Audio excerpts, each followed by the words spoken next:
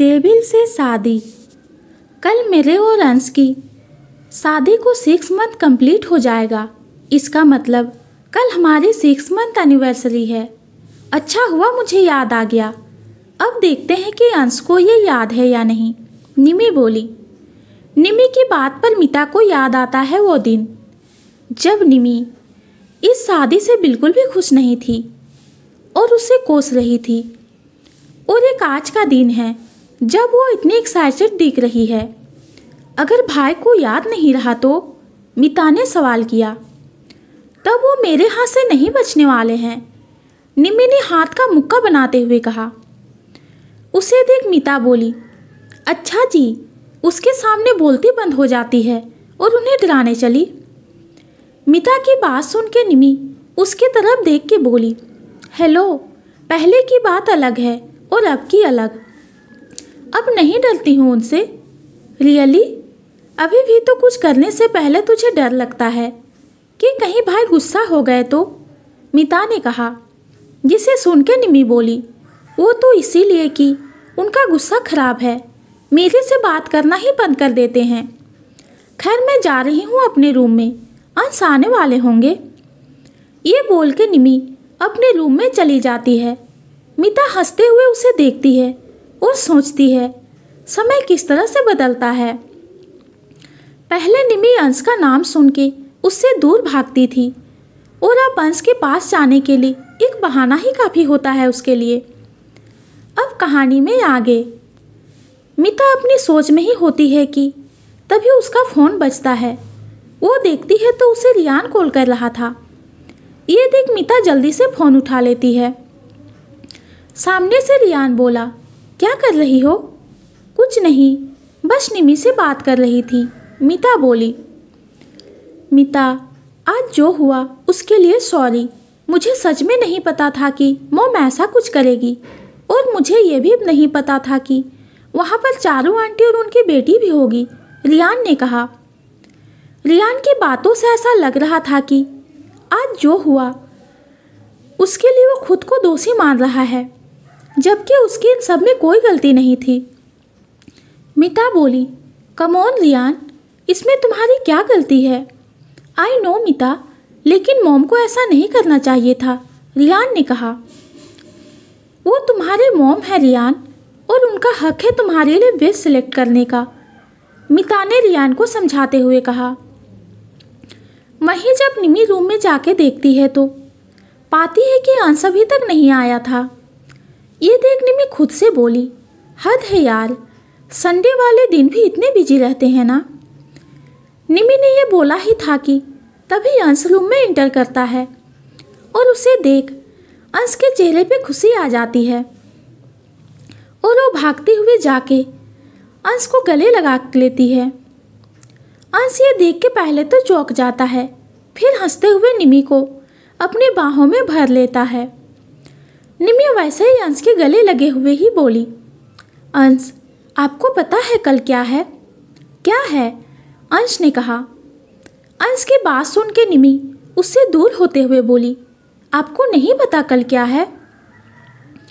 निमी के मूड में sudden change को देख के अंश खुद को ये सोचने से नहीं रोक पाता है कि आखिर कल है क्या।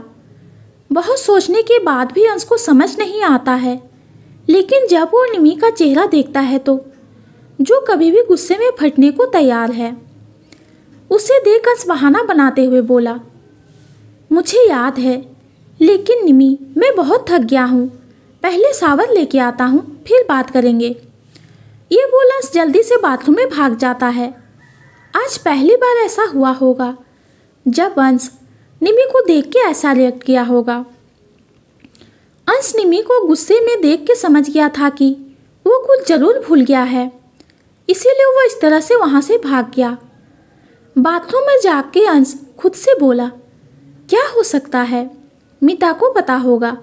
फिर अंश अपना फ़ोन निकाल के मिता से पूछता है, कल क्या है? अंश ने सिर्फ इतना लिख के मिता को मैसेज सेंड करता है। उधर मिता जब अपने फ़ोन में अंश का मैसेज देखती है तो वो जल्दी से उसे खोलकर देखती है। जैसे ही मिता मैसेज देखती है वो समझ जाती है कि अंश किस बारे में पूछ रहा है। मिता जल्दी से उसे रिप्लाई करती है, आपकी 6 मंथ एनिवर्सरी। अंश जब रिप्लाई देखा तो खुद से बोला, 6 मंथ एनिवर्सरी, ये कौन याद रखता है। खैर अच्छा है, पता चल गया। अंश फिर शावर लेके बाहर आता है। इस वक्त अंश ने सिर्फ लोअर पहनी हुई थी और ऊपर की बॉडी पर कुछ नहीं। उसकी मस्कुलर बॉडी पर पानी की बूंदें होती है, जिसे देख निमी बोली, याद होगा नहीं इन्हें, इसीलिए जान के मुझे सीड्यूस कर रहे हैं। अंश निमी के पास आके बोला, क्या बोला तुमने। कुछ नहीं, निमी ने कहा। रियली, लेकिन मैंने तो कुछ सुना। अंश निमी के बिल्कुल पास आके बोला। इस पर निमी बोली, आपके कान बज रहे हैं, और ये सब छोड़िए और मुझे बताइए कल क्या है। निमी ने फिर से अपना सवाल दोहराया, जिसे सुन के अंश निमी को अपनी गोद में उठा के सोफे पे ले जाते हुए बोला, ऑफ कोर्स मुझे याद है, कल हमारी 6 मंथ एनिवर्सरी है। फिर अंश निमी को अपनी गोद में लिए ही बैठ जाता है और बोला, बताओ तुम्हें क्या चाहिए गिफ्ट में। आपको तो याद नहीं था, फिर कैसे पता चला आपको। निमी ने शक करते हुए पूछा। निमी की बात सुन के अंश उसे घूर के देखता है, जैसे उसके इस सवाल से अपना गुस्सा दिखा रहा हो, लेकिन निमी को क्या फर्क पड़ने वाला है। वो बोली, आप घूर के क्या देख रहे हैं, मैं सच कह रही हूँ, मुझे सब याद था। अब तुम अपने दिमाग के घोड़े को दौड़ाना बंद करो, अंश ने उसे चेताते हुए कहा। निमी को पूरा यकीन होता है कि अंश को याद नहीं था, लेकिन वो खुद को ये सोचने से नहीं रोक पा रही थी कि आखिर अंश को ये सच किससे पता चला, क्योंकि खुद निमी को ये बात याद आपात में याद आया और उसने सिर्फ मिता को बताया था। मिता ने अंश को बताया होगा, ये बात निमी की सोच से भी बहुत दूर होती है। बताओ क्या चाहिए जल्दी, वरना ये ऑफर ख़त्म हो जाएगा। अंश की आवाज़ सुन के निमी अपनी सोच से बाहर आके उसे घूर के देखती है और बोली, अभी मैंने कुछ सोचा नहीं है। ठीक है, सोच के बता देना, अंश ने कहा। ऐसे ही रात बीत जाता है और अगली सुबह निमी सो के उठती है और देखती है कि उसे आज फिर से कॉलेज के लिए लेट हो रहा है। निमी जल्दी से उठ के बाथरूम की तरफ भागती है और जल्दी जल्दी में रेडी होने लगती है। अंश अब तक अपने स्टडी रूम में होता है। अंश जब बाहर आया तो वो देखता है कि निमी किस स्पीड में रेडी हो रही है। अंश थोड़ी देर उसे देखता है, फिर हंसते हुए उसके पीछे से गले लगा के बोला, आज अपनी एनिवर्सरी की खुशी में तुम कुछ ज़्यादा स्पीड से रेडी नहीं हो रही हो। हाँ, क्योंकि मैं लेट हो चुकी हूँ, निमी बोली। निमी रेडी होते वक्त अंश को लगभग इग्नोर कर दी थी, जिसे देख के अंश निमी को अपनी गोद में उठा लेता है और सोफे की तरफ लेके जाने लगता है। निमी परेशान होते हुए बोली, अंश क्या कर रहे हैं आप, मुझे रेडी होना है। अंश निमी को लेके सोफे पर बैठ जाता है और निमी को अपना फ़ोन दिखाता है, जिसे देख के निमी बोली, ये क्या है, टाइम देखो। निमी जब टाइम देखती है तो वो पूरी तरह से शॉक हो जाती है, क्योंकि अंश के फ़ोन में अभी 7:30 ही हुए थे और निमी ने जब अपने फ़ोन में टाइम देखा था उस समय तो 8:30 हो रहे थे। तभी निमी इतनी जल्दी से रेडी हो रही थी और अभी सिर्फ 7:30 हो रहे हैं, कैसे। निमी को इस तरह से अपनी सोच में डूबा देख और कन्फ्यूजन में देख अंश बोला, अरे बस अपने छोटे से दिमाग पर इतना जोर मत दो। निमी अंश को घूर के देखते हुए बोली, कहीं ये सब आपने तो नहीं किया है ना। निमी को सही सोचता देख अंश बोला, अब तुम सुबह जल्दी उठती ही नहीं हो तो मुझे कुछ तो करना होगा ना। अंश, निमी गुस्से से उसका नाम लेती है और आगे कुछ बोल पाती अंश उसके लिप्स पे अपना लिप्स रख के उसे ब्लॉक कर देता है और किस करने लगता है, जिससे निमी की आवाज़ उसके अंदर ही रह जाती है। अंश निमी को बहुत ही डीप किस कर रहा होता है। कुछ देर बाद जब निमी सांस लेने के लिए अंश को खुद से दूर करने लगती है तब जाके अंश निमी को छोड़ता है। निमी गहरी सांस लेते हुए बोली, बहुत बुरी हैं आप। अंश निमी के सिर को सहला के बोला, कभी कभी बनना पड़ता है, वरना तुम अपनी आदत ठीक कैसे करोगी। मेरी आदत ठीक ही है, निमी बोली। उसके बाद निमी अंश के गले लग जाती है तो अंश बोला, अभी तो गुस्सा हो रही थी मेरे से। हाँ हो रही थी, फिर सोचा आज हमारी 6 मंथ एनिवर्सरी है तो आज गुस्सा नहीं होते हैं, अब हम एक साथ रहेंगे, निमी ने प्यार से कहा। अंश निमी के बाल ठीक करते हुए बोला, तुम्हें कॉलेज नहीं जाना है। आज ज़रूरी नहीं है क्योंकि प्ले की प्रैक्टिस ऑलमोस्ट हो चुकी है और आज माला दी को डॉक्टर के पास जाना है तो वो वैसे भी नहीं आने वाली है, निमी ने कहा। निमी की कही हुई बातों में एक बार भी पढ़ाई का जिक्र नहीं किया, इसीलिए अंश बोला, अच्छा और पढ़ाई लिखाई से तो तुम्हारा कोई लेना देना नहीं है ना।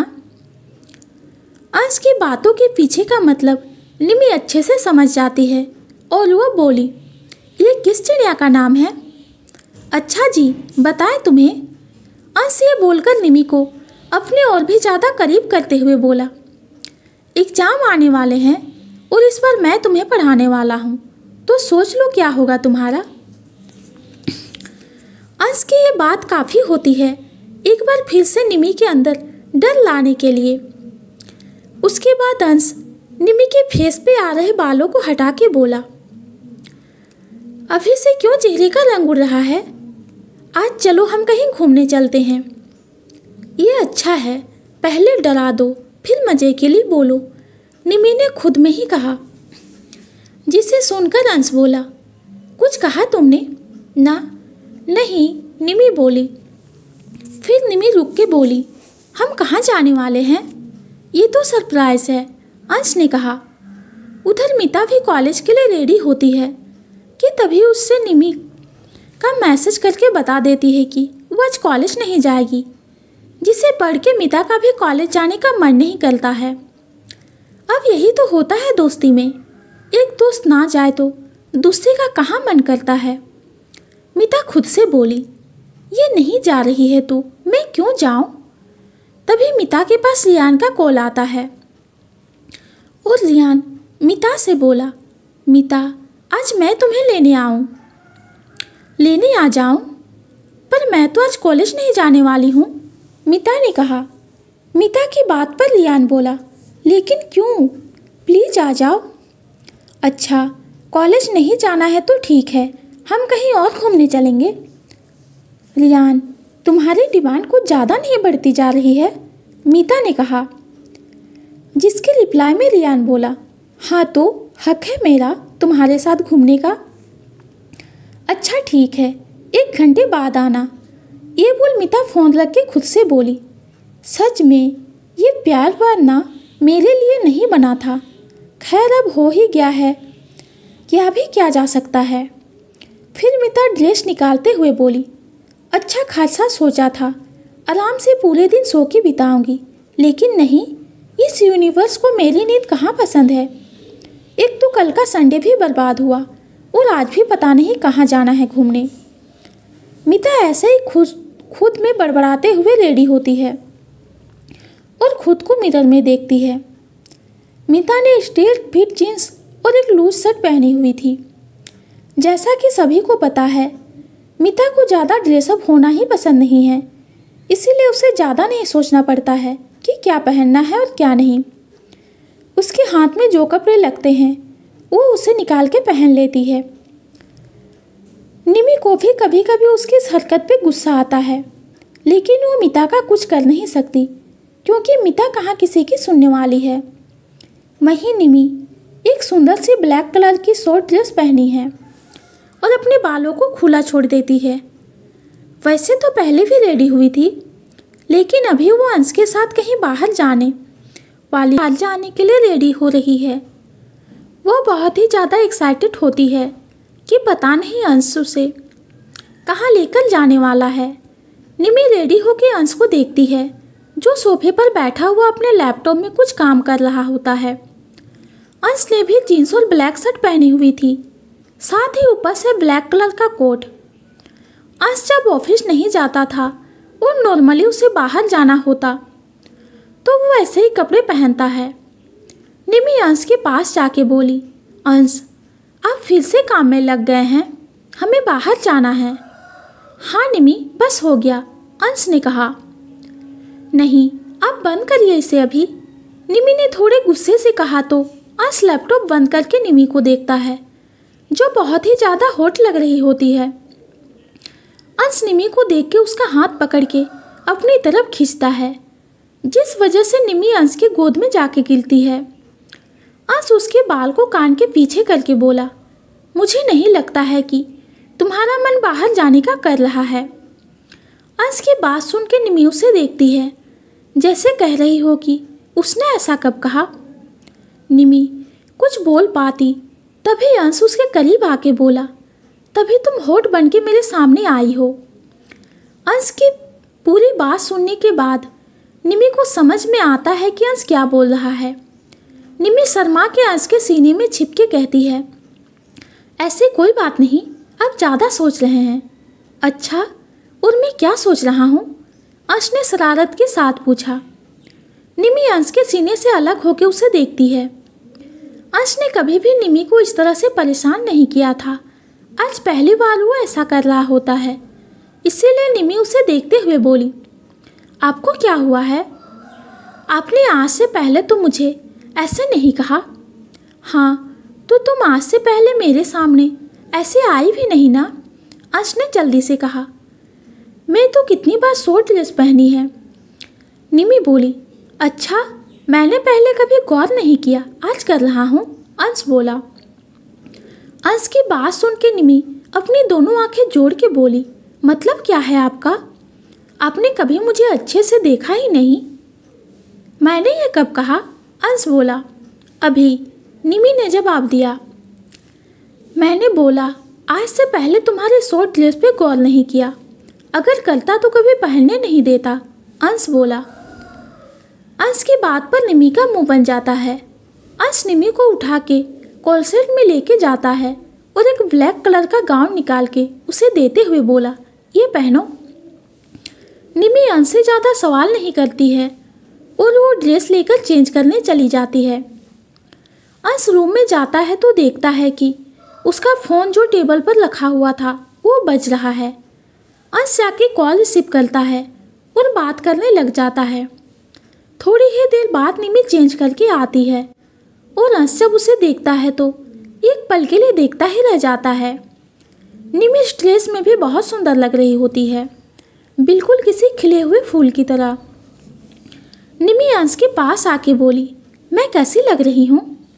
बहुत सुंदर, अंश ने धीरे से मगर प्यारे स्वर में कहा, जिसे सुन के निमी के चेहरे पे खुशी की लहर दौड़ जाती है। आज अंश और निमी दोनों की ड्रेस मेल खा रही थी, जिसे देख के निमी बोली, ठीक है तो फिर एक सेल्फी लेते हैं। दूसरी तरफ दिवेश रावत अपनी विला के लिविंग हॉल में घूमे जा रहा था। तभी उसके पास साहिल आके बोला, आपने बुलाया अंकल? हाँ बैठो। दिवेश रावत साहिल को बैठने के लिए बोलता है और खुद भी उसके सामने वाले सोफे पर बैठता है। उसके बाद वो साहिल को देख के बोला, साहिल हमें प्लान चेंज करना होगा, अंश हमें कभी भी निमी तक नहीं पहुंचने देगा। मैं समझा नहीं, साहिल ने कंफ्यूज होकर कहा। निमी तक पहुंचना आसान नहीं है, लेकिन कोई और है जिस तक पहुंचा जा सकता है, इसीलिए निमी छोड़ो अब। जब तक अंश निमी को प्रोटेक्ट करेगा, निमी तक हम नहीं पहुंच सकते हैं। वैसे भी निमी अंश को जान से ज़्यादा प्यारी है, वो उसे कुछ नहीं होने देगा। अंश निमी को लेके एक फार्म हाउस में आता है। निमी उस जगह को देख के बोली, वाह ये कितना सुंदर है, आप मुझे पहले कभी क्यों नहीं ले आए? पहले लाता तो आज के दिन क्या करता, अंश ने जवाब दिया। निमी अंश के फेस को देखते बोली, आई एम एक्साइटेड। ठीक है चलो अंदर, ये बोल अंश निमी का हाथ पकड़ के उसे अंदर लेके जाने लगता है। वो पूरा फार्म हाउस सुंदर फूलों से सजा हुआ था। गार्डन के बीचों बीच में एक बड़ा सा फाउंटेन लगा हुआ है, जिसमें से गिरता हुआ पानी की आवाज़ वहाँ की शांत वातावरण का आवाज़ दे रहा होता है। निमी अंदर जाके देखती है तो वहाँ की लाइट बंद होती है। जैसे जैसे निमी अंदर को जाती, लाइट अपने आप ऑन होने लगती है। निमी देखती है कि पूरा फार्म हाउस सजा हुआ है, जिसे देख के निमी अंश की तरफ देख के बोली, अंश, ये सब तुम्हारे लिए, तुम्हें ये सब अच्छा लगता है ना? तो मैंने सोचा कि तुम्हारे लिए मैं आउट ऑफ बॉक्स जाके ये करता हूँ, अंश ने कहा। अंश की आंखों में निमी के लिए प्यार साफ साफ देखा जा सकता है। जब वो निमी से सब बोल रहा होता है, निमी ये फील कर पा रही थी कि ये सब सिर्फ उसके लिए हुआ है। अंश ने उसकी खुशी के लिए वो किया जो नॉर्मली किसी के लिए नहीं करता, और अंश किसी और के लिए वो सब करे भी क्यों? निमी उसके लिए उसका प्यार ही नहीं, उसकी ज़िंदगी है, जिसके बिना अब ज़िंदगी की कल्पना अब शायद वो कभी ना करे। इसीलिए उसे खुश करने के लिए अंश को कितना ही क्यों ना आउट ऑफ बॉक्स जाके करना पड़े, वो खुशी खुशी करेगा। अंश ने पूरे फार्म हाउस को रेड रोजे से सजाया हुआ है, साथ ही लाल कलर के बैलून होते हैं जो ज़मीन पर फैले हुए होते हैं। निमी खुशी के साथ सब कुछ देख रही होती है। तभी अंश पीछे से आके उसे गले लगा के बोला, पसंद आया? बहुत, निमी ने खुशी के साथ जवाब दिया। उसकी आवाज़ सुन के ही उसकी खुशी का अंदाज़ा लगाया जा सकता है। अंश बोला, चलो। ये बोल अंश उसे एक टेबल के पास लेके जाता है। पूरा लिविंग हॉल खाली होता है। वहाँ सिर्फ एक टेबल होता है जिस पे केक रखा हुआ होता है। अंश निमी को वहाँ लेके जाता है और उससे केक कट करवाता है। निमी सब कुछ खुशी खुशी कर रही थी। केक कट करके वो अंश को खिला के उसके गले लग जाती है और बोली, अंश, इन सब के लिए आपने कहाँ से आइडिया लिया? निमी को अच्छे से ये बात पता होती है कि अंश अपने आप ही ये सब नहीं कर सकता है। उसने ज़रूर कहीं ना कहीं ये सब आइडिया लिया है। निमी की बात सुन के अंश बोला, ज़्यादा नहीं, बस थोड़ा बहुत इंटरनेट से देखा और एक प्लानर हायर किया, वो आके सब करके चला गया। अंश बहुत नॉर्मली ये बात बोल देता है, लेकिन इस बार निमी उसे कुछ नहीं कहती है। अंश ने जितना भी उसके लिए किया यही बहुत है। वो तो सिर्फ आज का दिन अंश के साथ बिताना चाहती थी, लेकिन बदले में उसे बहुत कुछ मिल गया। निमी अपनी सोच में होती है कि तभी अंश एक प्यारा सा नेकलेस उसे पहनाने लगता है। निमी को नेकलेस पहनाने के बाद अंश उसे एक मिरर के सामने लेके जाता है जो वहीं हॉल में लगा हुआ था। वाओ! निमी उस नेकलेस को देखती है जो बहुत ही प्यारा दिख रहा होता है और उसके मुंह से निकल जाता है।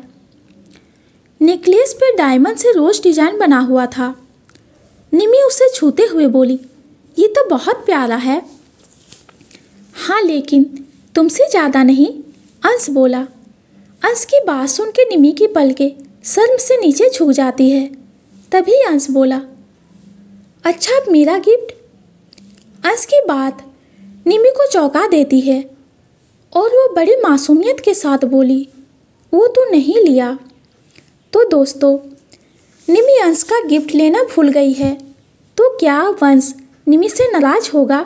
ये जानेंगे हम अगले वीडियो में। आज की वीडियो आप सबको कैसी लगी कमेंट में ज़रूर बताइए। अगर कहानी पसंद आती है तो चैनल को लाइक और सब्सक्राइब कीजिए। कहानी सुनने के लिए आपका बहुत बहुत धन्यवाद।